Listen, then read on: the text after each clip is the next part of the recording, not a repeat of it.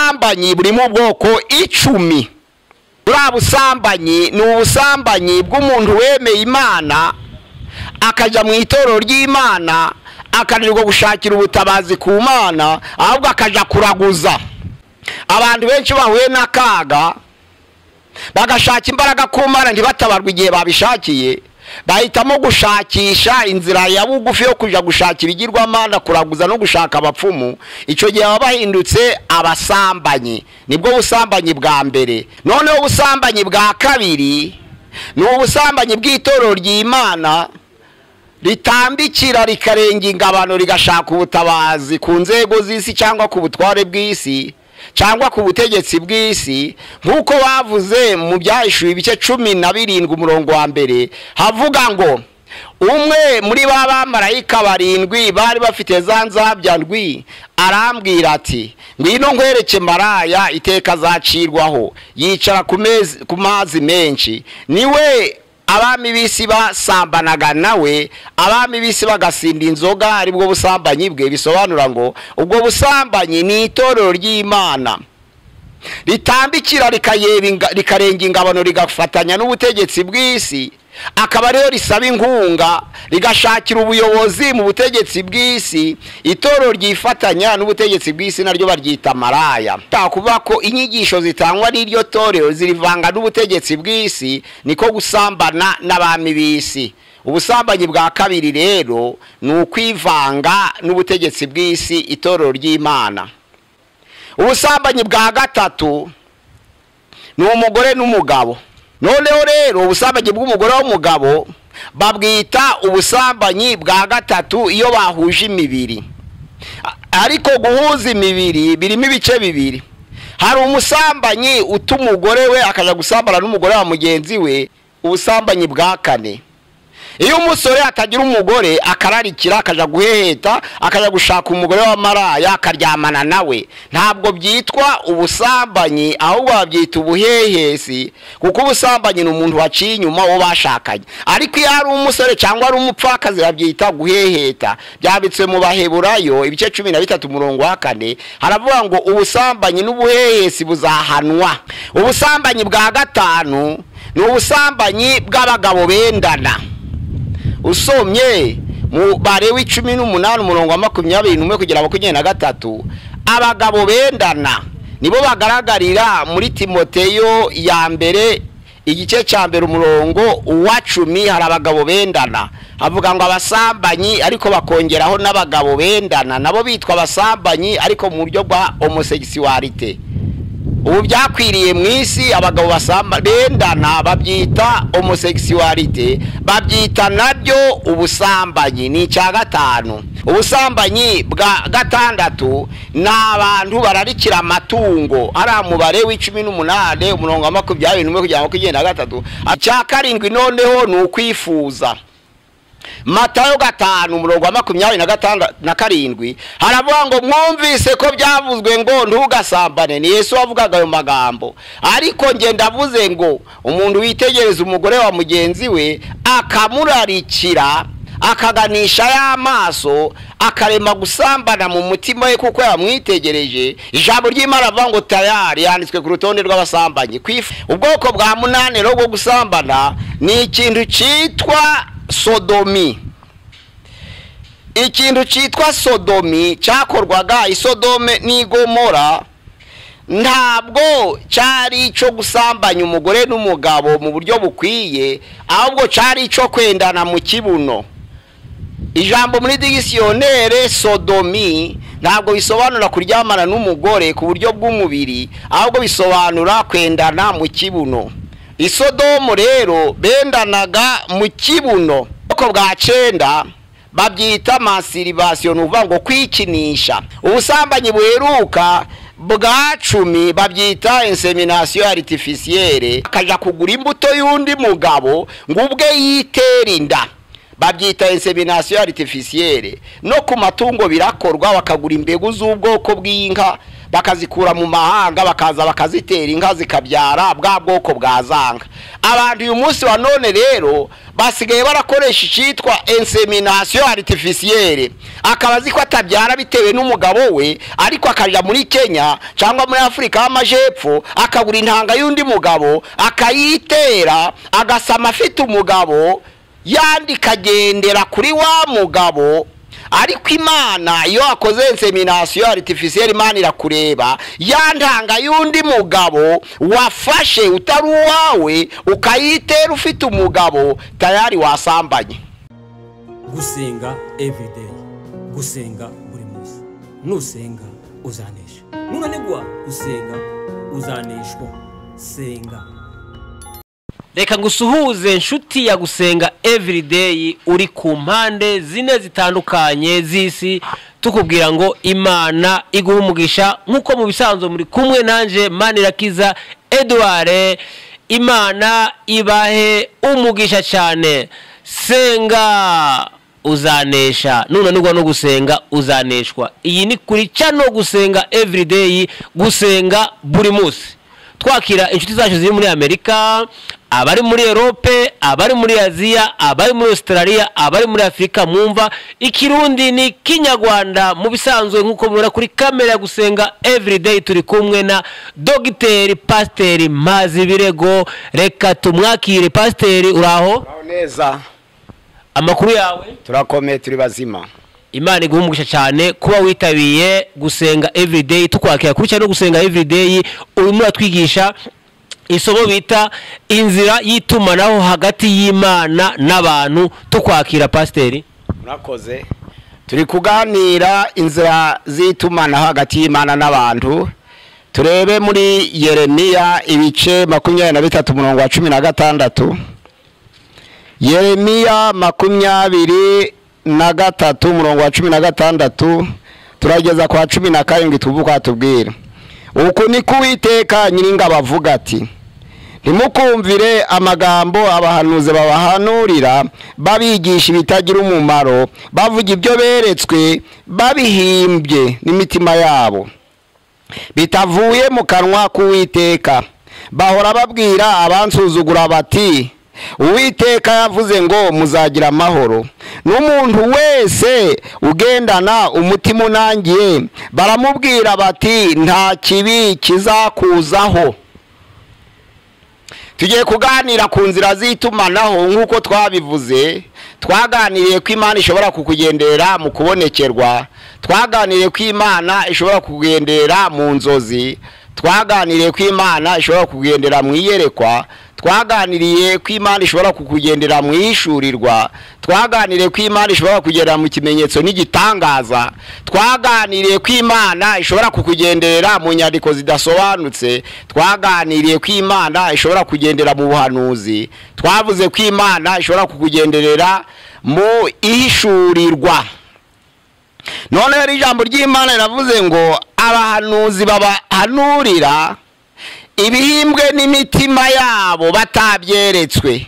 Uyu munsi turaganira noneho ku muntu weretswe cyangwa ubonekewe cyangwa urose cyangwa ishuriwe mu itorero ry'Imana.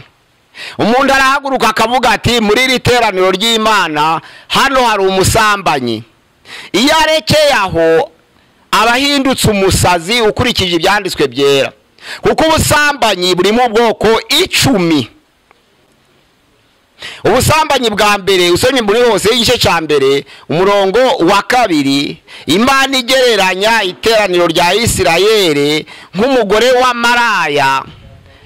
Ijambo ry'Imana ivuga ko Imana yategetse Hosea kuja gucura Gomeri umugore wa maraya. Ntabwo bura busambanyi buvugwa muri Hosea ari ubusambanyi bw'umugore n'umugabo. Bura busambanyi ni ubusambanyi bw'umuntu wemeye Imana akaja mu itorero ry'Imana akanirwa gushakira ubutabazi ku Mana, ahubwo akaja kuraguza. Iyo bavuga mu byahishuwe ibice 2 ara ku murongo wa 18 babwira itorero ry'Ituwatire ngo ico nkugayaho wa torero ry'Ituwatire nuko kundi rurya mugore Yezebeli wigisha imbata zanje kugira ngo zisambane nawe. ngiye kumutsinda ku buriri mutezana amakuba n'abasambane be batihana. Bari abasambane ba Yezebeli ntabwo ari umugore n'umugabo, ahubwo yari yarazanye ibigirwamana by'iwabo, kuko yari umusidoniyakazi yarasanze umwami wa Isirayeli Ahabu akosha abahanuzi ngo bagende baje kuraguza basenga ibigirwamana bye. Yosha umugabo we Ahabu kugira ngo yice abahanuzi. Kuriya gusambana ni ukuraguza. Abantu benshi bahuye n'akaga bagashaka imbaraga ku Mana ntibatabarwe igihe babishakiye, bahitamo gushakisha inzira ya bugufi yo kuja gushaka ibigirwamana, kuraguza no gushaka abapfumu. Icyo gihe baba bahindutse abasambanyi. Nibwo busambanyi bwa mbere. Hariya mu Byahishuwe rero igice ca 2 ku murongo wa 18 havuga ubusambanyi bwa Yezebeli bashaka gushimangira umuntu uja kuraguza kandi ari umukristo. Noneho ubusambanyi bwa kabiri ni ubusambanyi bw'itorero ry'Imana ritambikira rikarenga ingabano rigashaka ubutabazi ku nzego z'isi cyangwa ku butware bw'isi cyangwa ku butegetsi bw'isi, nk'uko bavuze mu Byahishuwe ibice 17 umurongo wa 1 havuga ngo umwe muri ba bamarayika 7 bari bafite za nzabya ndwi arambwira ati ngwino nkwereke maraya iteka zacirwaho yicara ku mazi menshi. Niwe abami bisi basambanaga nawe, abami bisi bagasinda inzoga, aribwo busambanyi bwe. Bisobanura ngo ubwo busambanyi ni itorero ry'Imana ritambikira rikarenga ingabano rigafatanya n'ubutegetsi bw'isi, akaba rero risaba inkunga rigashakira ubuyobozi mu butegetsi bw'isi. Itorero ryifatanya n'ubutegetsi bw'isi naryo baryita maraya. None rero uwo musambanyi iyo bavuga abami b'isi nibo basambanaga nawe, bashaka kuvuga ko inyigisho zitangwa n'iryo torero zirivanga n'ubutegetsi bw'isi, niko gusambana n'abami b'isi. Ubusambanyi bwa kabiri rero ni ukwivanga n'ubutegetsi bw'isi, itorero ry'Imana. Ubusambanyi bwa gatatu ni umugore n'umugabo. Dawidi asambanya Batisheba umugore wa Uriya, byabaye ubusambanyi bw'umugore n'umugabo. Noneho rero ubusambanyi bw'umugore w'umugabo babwita ubusambanyi bwa gatatu iyo bahuje imibiri. Ariko guhuza imibiri birimo ibice bibiri. Hari umusambanyi umugore we akaja gusambana n'umugore wa mugenzi we, hakaba n'umusore uja guheheta. Ubwa kane babwita ubuhehesi, ubusambanyi bwa kane. Iyo umusore atagira umugore akararikira akaja guheheta, akaja gushaka umugore wa maraya akaryamana nawe, ntabwo byitwa ubusambanyi, ahubwo babyita ubuhehesi, kuko ubusambanyi ni umuntu waciye inyuma wo bashakanye. Ariko iyo ari umusore cyangwa ari umupfakazi babyita guheheta. Byabitswe mu Baheburayo ibice 13 umurongo wa 4 haravuga ngo ubusambanyi n'ubuhehesi buzahanwa, kandi kurongorana kw'abashakanye kwe kugira inkomyi, kuko abasambanyi n'abahehesi bagwiriye imisi kandi bakaba bagiye guhanwa. Abasambanyi ni abantu baca inyuma yabo bashakanye, ariko umuhehesi ni umuntu uja gusambana ariko atagira uwaciye inyuma, ahubwo ari siribatere cyangwa ari umupfakazi. Umusambanyi wa mbere rero twumvise ko ari uraguza, uwa kabiri twumvise ko ari itorero ryifatanya n'ubutegetsi bw'isi rikavanga. Ubusambanyi wa gatatu ni umugore n'umugabo, ariko umugabo aciye inyuma y'uwo bashakanye. Ubusambanyi bwa kane ni uguheheta uri umusore ukaja gusambanya umugore ufite umugabo, cyangwa ukaja gusambana uri umukobwa ugasambana n'umugabo ufite umugore, cyangwa abasore babiri bagasambana, babyita guheheta. Kuko iyo umusore asambanye n'umugore ufite umugabo, wa mugore ni ubusambanye, ariko wa musore abahehese. Ariko byose bihanwa n'amategeko y'Imana mu Baheburayo igice cya 13 umurongo wa 4. Ubusambanyi bwa gatanu ni ubusambanyi bw'abagabo bendana. Usomye mu Balewi 18 umurongo wa 21 kugera 23, abagabo bendana nibo bagaragarira muri Timoteyo ya mbere igice cya mbere umurongo wa 10 hari abagabo bendana, avuga ngo abasambanyi ariko bakongeraho n'abagabo bendana nabo bitwa abasambanyi ariko mu buryo bwa homosexuality. Ubu byakwiriye mu isi, abagabo basamba bendana babyita homosexuality, babyita nabyo ubusambanyi. Ni icya 5.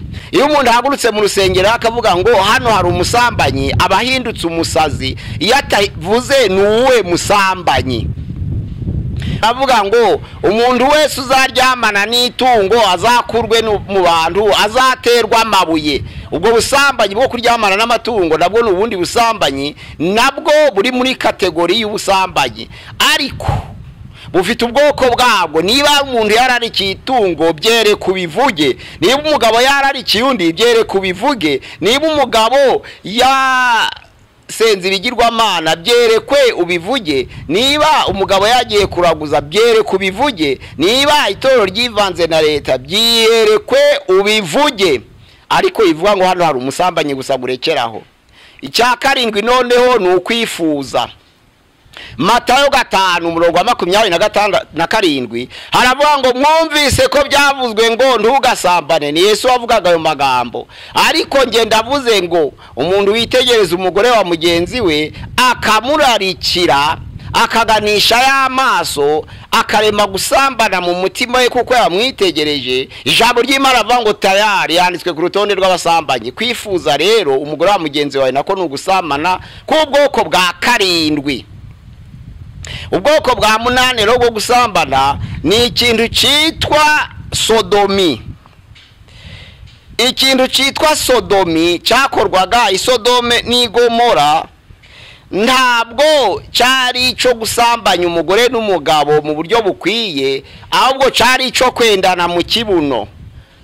Ijambo muri dictionnaire sodomi ntabwo bisobanura kuryamana n'umugore ku buryo bw'umubiri, ahubwo bisobanura kwendana mu kibuno. Isodomu rero bendanaga mu kibuno. Ubwoko bwa 9 babyita masturbation, uvuga ngo kwikinisha. Umusore akararikira ariko akabura partenaire, akabura umukobwa cyangwa akabura umugore akikinisha, babyita ubusambanyi bwa 9. Abasore bikinisha nabimanira byanga nabo nibatihana bazarimbuka, babyita masturbation. Ubwo busambanyi bw'ubwoko bwa 9 nabwo burarimbuza. Abasore bari bakwiriye kubwihana. Hari n'abagabo bashakanye n'abagore babo ariko bakabaca inyuma bakikinisha. Hari n'abagore bikinisha bafite abagabo. Abo bose bakora ikintu cyitwa masturbation, n'ubwoko bwa 9. Abo bose bazahanwa mu gihe cy'umunsi w'amateka nibatihana. Ubusambanyi buheruka bwa 10 babyita insemination artificielle. N'abagore babaye ingumba ariko babyara. Ubundi ubusanzwe abantu baribesha bakavuga ngo iyo umuryango utabyara ngo umugore aba ari we ngumba. Ntabwo abagore b'ingumba baruta abagabo b'ingumbu bwinshi, ahubwo nuko ubugumba twabweguriye abagore kuko abagore ari bo babyara. Abagabo batera inda ariko ntibabyara, kubera abagabo ari bo babyara nibo dukesha abana. Iyo tubonye atikaniye ngo azane umwana tugira ngo ni utabyara, ariko abagabo batabyara n'abagore batabyara barangana ubwinshi.